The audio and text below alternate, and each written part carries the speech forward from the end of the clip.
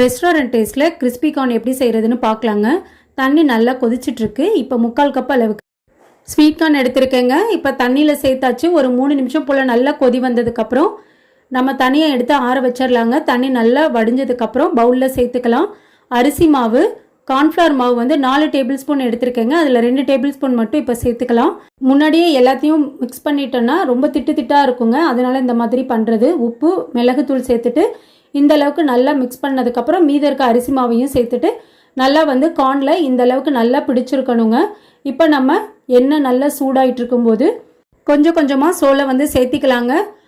இப்போ அதே மாதிரி எல்லா சோளத்தையும் பொரிச்சு எடுத்தாச்சுங்க. இதில் மிளகாத்தூள், சீரகத்தூள், கொஞ்சமாக சாட் மசாலா சேர்த்துக்கலாங்க, மிளகுத்தூள், லெமன் ஜூஸ், தேவையான அளவு உப்பு சேர்த்துட்டு நல்லா வந்து கலந்து விட்டுக்கலாங்க. இப்போ இது கூடவே 5 டேபிள் ஸ்பூன் அளவுக்கு பெரிய வெங்காயம் சேர்த்துட்டுங்க, மல்லித்தலை சேர்த்துட்டு மிக்ஸ் பண்ணிக்கலாம். டேஸ்ட் ரொம்ப